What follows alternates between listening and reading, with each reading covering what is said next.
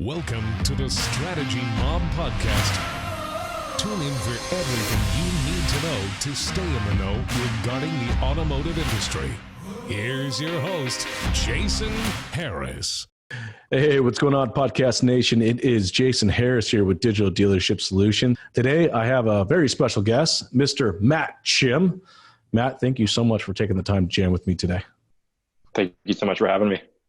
Hey, Matt, for everybody out there that's listening and watching, if you can kind of give us that origin story that is Matt, that'll be a great place for us to start. Sure. Just to give a little bit of an idea for who I am, right now I'm pretty much just a recent graduate of university. I did business school. Reason being mostly because my parents kind of pushed me in that direction, not necessarily if it was, the right move for me, although it has been, I would say, beneficial in general. In terms of what I'm doing now, I'm going towards trying to create some sort of personal brand and posting content and delivering value online. It's a bunch of different reasons why for that is, but the biggest kind of, need or the push that put me over that edge was a lot of the content I consumed from Gary Vee. For people who don't know, Gary Vee is basically big on creating a brand, give, and creating some sort of platform where you can kind of deliver. Another reason why I'm not, probably a lot of people, if this is an automotive kind of sales show, they know Grant Cardone. Yep. Either if you become obscure, you're dying. And it's become very clear to me that no matter what you want to do, you're going to want to create a brand. So that's kind of my main mission. Around what exactly my brand's going to be, I don't know exactly, but I am documenting the process at the moment. Matt, that's what I love so much about you, man, because it's like I love the fact that you don't know, right? Like, I mean, I got a lot of people that are listening and watching to this podcast, and they're salespeople or they're sales managers or they're parts managers or they're dealer principals or their owners, stuff like that. And they know, but they still haven't gotten to the part where they're actually able to create a brand. But you have gone so far as like, hey, I'm gonna start creating my personal brand now. And then as that brand starts to develop, then I'll be able to define what I want to do and how I want to execute it. So let's start with this. Walk me a little bit through that path. Like, when did you get started? What was your level of commitment, and then kind of up to today? So I would say about a year ago, I started posting online any sort of content, and you can probably find old videos of me where I'm talking about, I used to actually do lucid dreaming. I'm not sure if you're familiar with that, but it's basically becoming conscious in your mind while you sleep in your dreams so you can start to control your dreams. I was doing that semi-consistently, but then I had to leave. I had to go do sales for a few months. Reason being, my communication skills, number one, weren't the best. Number two, obviously I wasn't earning any income, just talking about lucid dreaming online. So that, practicality, I have to make money. And I would say that has, that skill of learning sales, and I know a lot of the audience probably has that skill, is such a key kind of factor that helped me a lot be able to talk online now and talk to you even right now. Yeah, like when I'm thinking about like your creation of your content and the efforts you're putting into it, like how did it kind of get started to where it is today? For the last few months, you've been crushing it, but there was a little bit of buildup in between there, right? It was almost like a light switch. I honestly want to say it was almost like a light switch. And it's once I heard Gary Vee talk about the $1.80 strategy. So we'll go more into the origin story. My friend and myself, his name's Liam, we actually created another page before called Purple Growers. If you go on Instagram right now and search up Purple Growers, you'll find a page of two kids, me and my friend, growing weed in a basement. And we went from 0 to 3,000 followers in about 100 days. It's cool. The way we did that, and this is, I swear to God, this is the whole gist of how to make content on Instagram and get some traction, is getting involved in the community. So search your hashtag. This is Gary Vee's $1.80 strategy, whatever your hashtag was. For us, it was growing weed. Now I kind of got away from that. Search your hashtag. So if you're doing automotive, I guarantee this would work. If you go into automotive, search hashtag cars, hashtag car dealer, and comment in on every single post. Every single post, leave an insightful answer. Say if they post a car of like a red Ferrari and your favorite car is a Ferrari. I love red Ferraris. Love the picture, man. Post. one thing I found this takes this to the next level in terms of getting a lot of engagement is hopping in the DMs right after. I don't know what it is, but getting that kind of a little bit of it's like a one-on-one connection. It's like another level. It's more special. I find that has really helped kind of lead to more engaging content. And even right now, after about, I'd say my first week, I gained about 200 followers and a lot of engaging followers too in a week, you know, with no ad spend. Think of that just from engaging. I think that's just a major key. Oh no, for sure. It's about engagement, right? But it's also about being relevant. You know, I love Gary Vee's $180 strategy, but going in there and just copying and pasting some garbage of a comment doesn't mean anything. Like, you need to be relevant to the person that you're talking to. So it's like, I've seen a lot of people execute, Gary Vee's $180 strategy, but it's just literally copy and paste. It's like, here's, it's just like, boom, great post. Paste, copy, paste, copy, paste, copy, paste, copy, paste. Like, that's bullshit, right? Like, social media, all right, I think as just as a society, we're actually pretty good on the media side of social media, right? Like the capturing and like just putting shit out there, but it's the social part that we seem to kind of forget about. Like, look, dude, I'm early MySpace.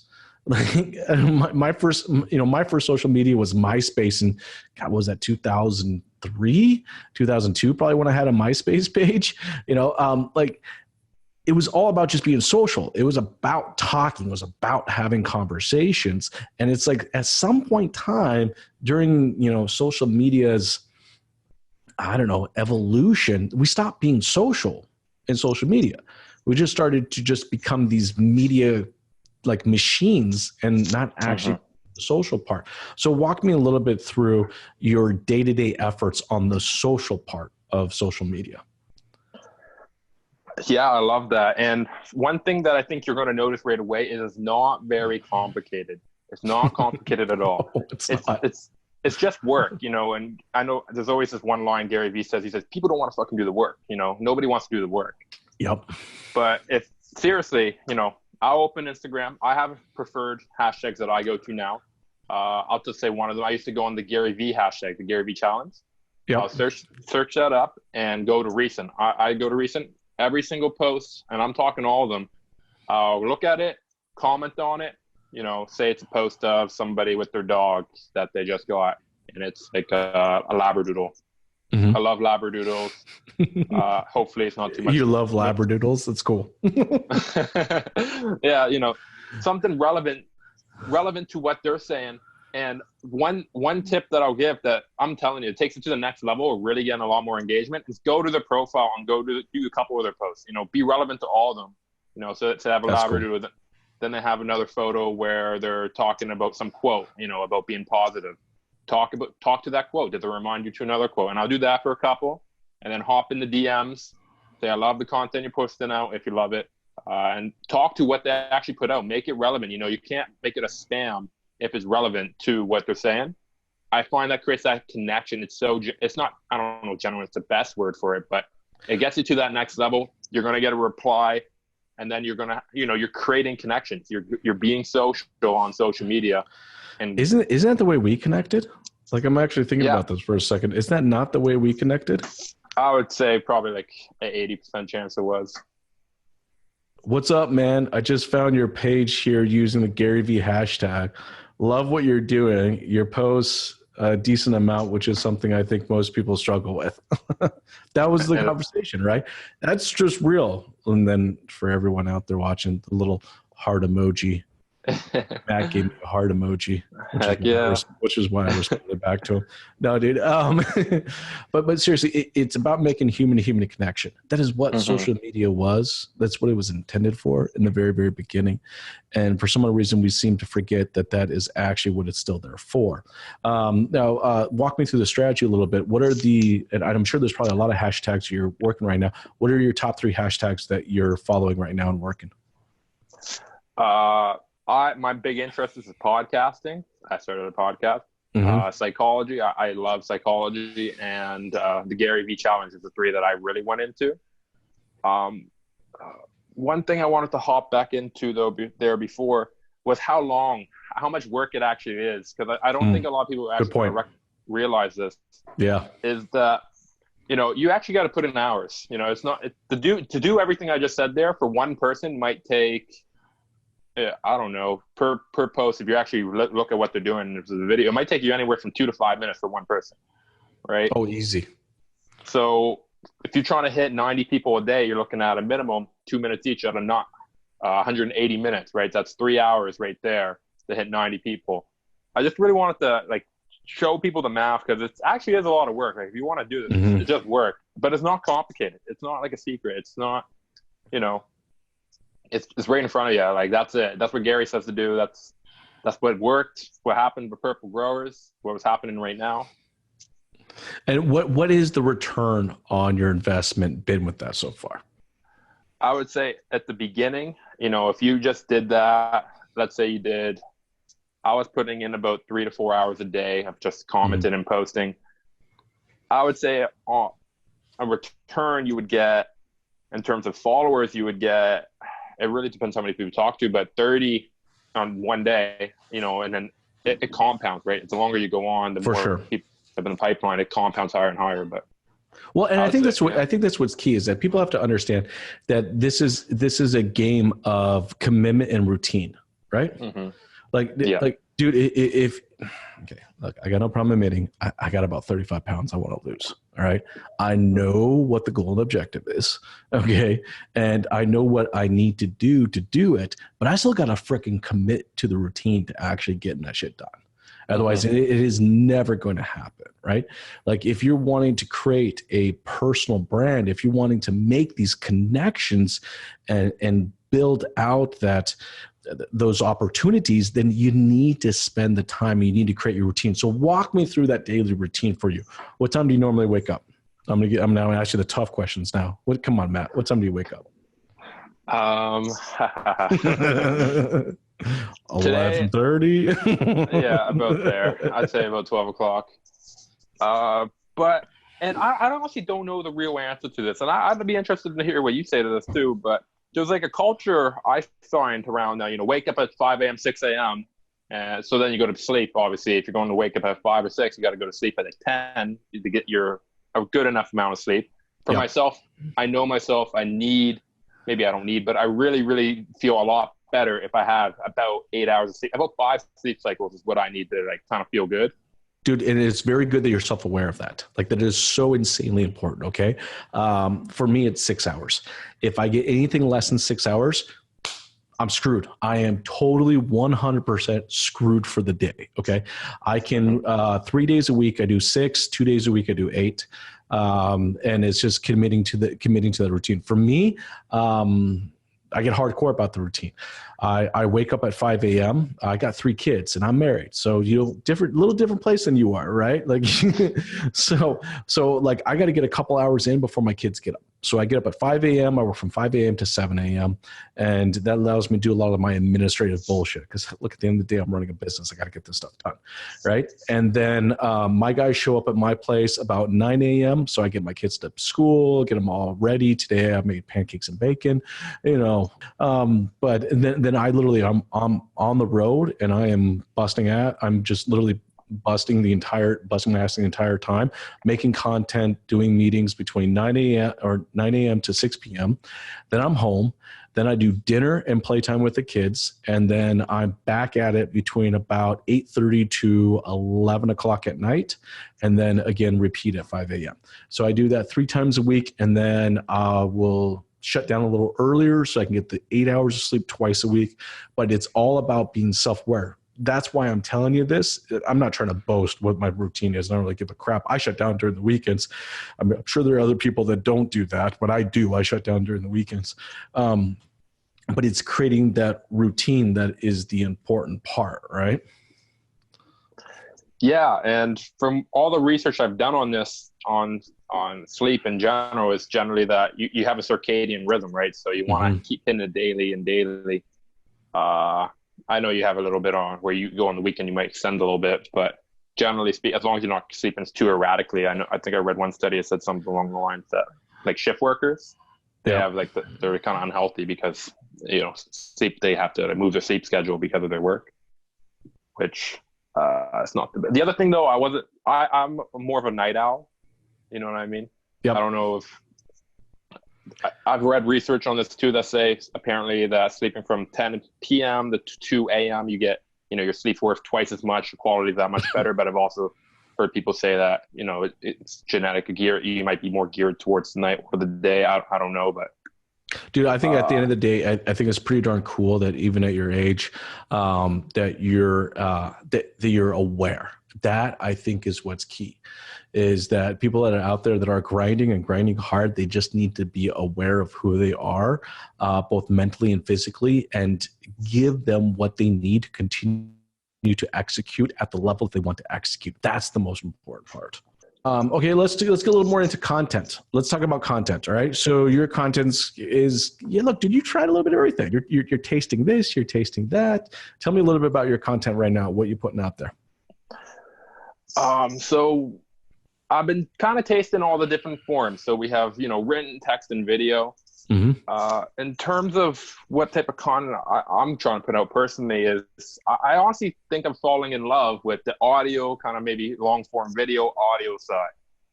And that's what we're doing right now. There you go.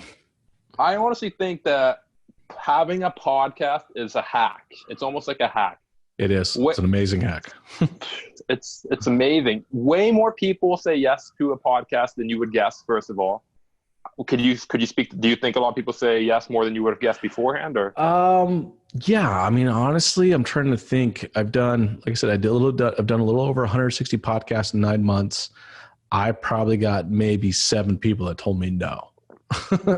I really, it is pretty straightforward, especially with technology and the way we're able to talk. I mean, I'm in Toronto, you're in Nova Scotia, so at least we're on the same, are we on the same time schedule? Yeah, we're on the same time schedule.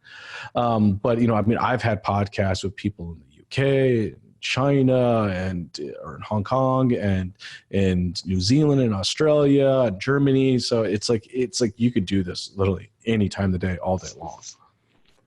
So it's super easy. Way more people say yes. Mm-hmm.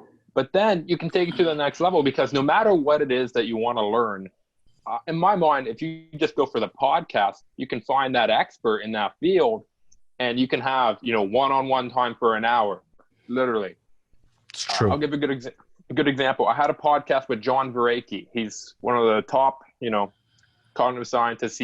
And this is a very, very smart guy. And at the end of the podcast, he said, yeah, and people can pay me for my Patreon so they can get something like you had right now, where, just paying to pay. I didn't do anything special. I just recorded it on Skype, a podcast, but you get an hour with this guy. You can ask, you get an hour with a very educated guy. You can really get some good questions out there. Then, you were talking about this, how much content you can even get just from recording one podcast too. Yep. It's the base of the pyramid, right? You can split it up. So you can do it one long form that's on all the podcast platforms, a video podcast on YouTube. You can split it up into maybe 3 different segments, chunks on YouTube, where me and you talk about, our things. Oh yeah, dude, there's all kinds of ways you can do it. We typically do an audio long form, a video long form. We'll do 3 to 5 chunks, which are usually 3 to 5 minutes long, which are usually conversations back and forth so that there's a story being told. Then there'll be probably another 3 to 5 tidbits, which are usually of me or yourself kind of rambling for about a minute or so, that drives home a specific, topic or subject matter. And then you build single image post or quotes off of what the podcast. A podcast for me typically can represent about 20 to 40 pieces of content. And that can be done vertically, square, 5x6, 16x9. Like, this can be done in all those formats that are required for any network out there. It is a gold mine of information. Have you found, I'm not sure, have you found any kind of success? Are you using TikTok at all with podcasts? For a while there, I wasn't going to do TikTok because, don't get me wrong, I really like Gary Vee, but, I'm also very aware of who my audience is. So, right. I'm not creating content. Like, dude, I don't want 200,000 followers. I don't give a shit. Right. Uh-huh. Like I'm very focused about who I connect with and who follows me. And I want to be in that automotive vertical, that automotive space. So I don't necessarily just kind of stray outside of that. So my question was always kind of to myself, like, why would someone in the automotive industry want to follow me on TikTok? And for the longest time, for the last 3 or 4 months, I just couldn't answer that question. So that's why I just never got into it. Over the holidays, I got some time to think about it. And I was like, you know what? There's 2 purposes why we put content out there, and that's to educate and entertain, right? Mm-hmm. I felt like I've been doing a really good job of putting out a tremendous amount of content around educating. But I haven't been doing necessarily a good job of, I would say, entertaining my audience. So I was like, you know what? Okay, there's a correlation here. There's a connection here. This is why I'm going to get into TikTok. So I launched a TikTok account yesterday, a few days ago. Put out our first one yesterday. There'll be one every single day now moving forward for the rest of time. And it's just literally, it's capturing kind of my day-to-day hustle, combined with some cool, fun music and stuff like that, right? So the people that do follow me will appreciate following the content in the sense that it highlights and shows what that day-to-day hustle is, but there's an entertaining factor through that, through correlating and connecting that to music. So I'm in. I'm totally in now. Sweet. When did you start? Did you start doing yours? TikTok? Mm-hmm. Yeah, I've been posting, I'd say maybe about 1 a day for the last month or 2. Cool. And I will say this. The TikTok that worked were just like entertaining little funny little bits that were just kind of, if you look at them, they'd be stupid, but they worked. Well, but I don't think there's anything wrong with that, right? I mean, I got no beef with the fact that people want to connect with other people so that they're either educated or entertained. And I think it's a great place when you're able to do both.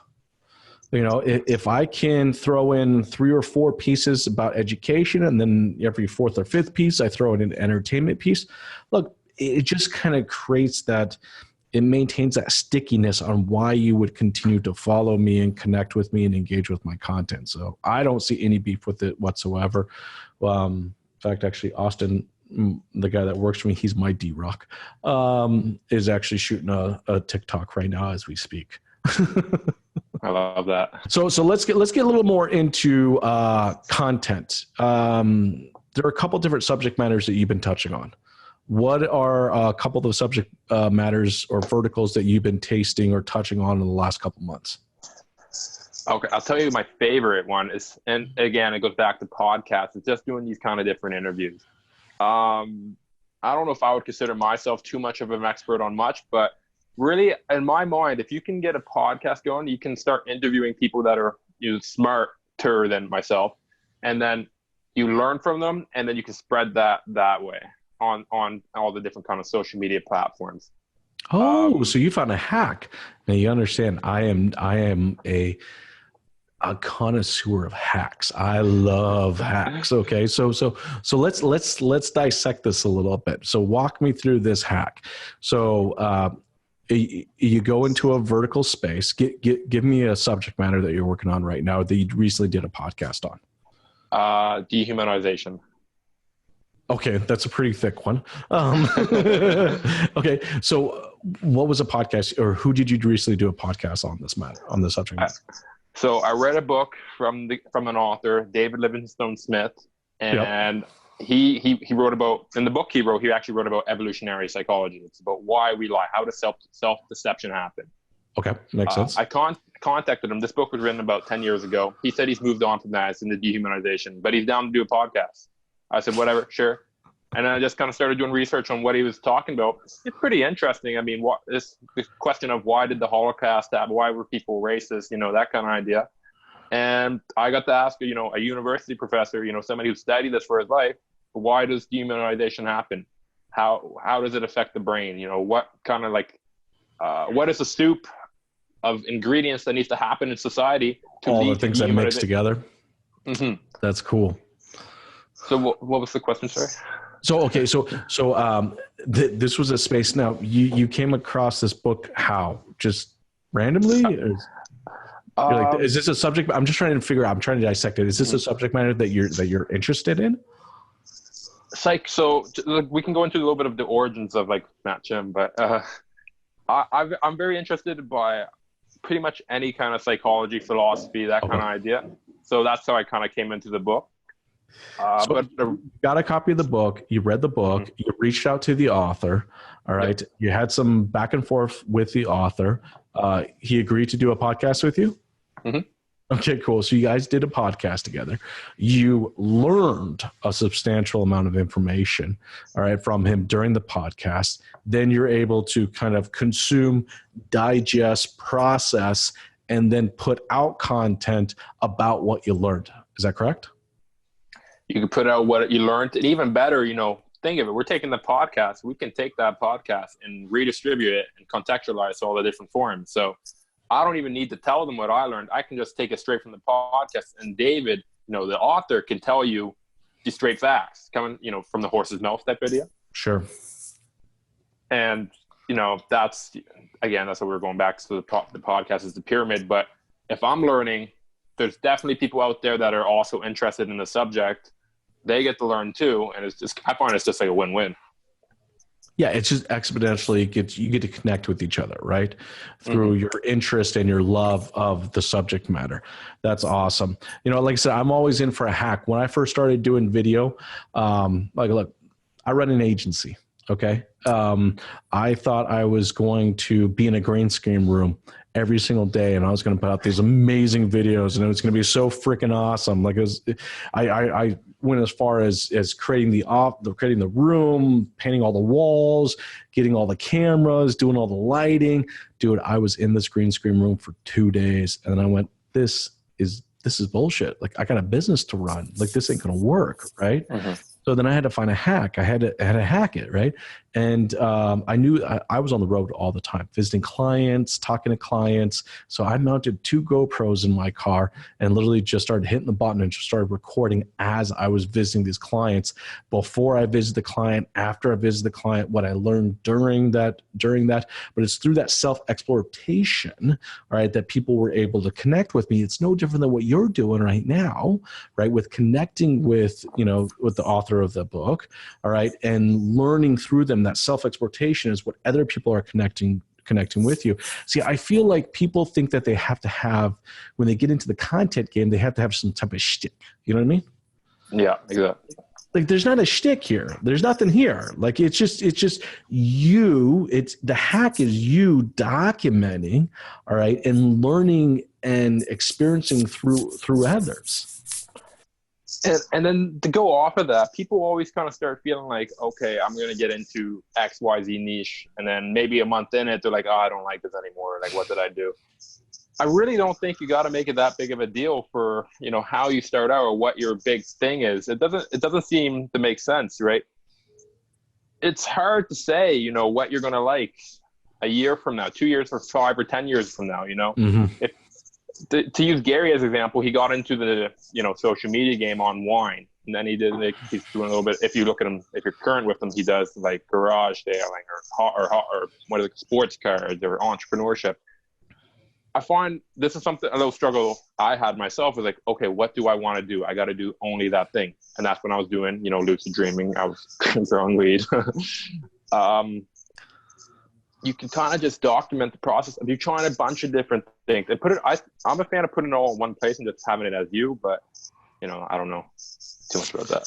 Don't know, Matt. I think what it is that you're documenting, you learning, you exploring, you're educating yourself, right?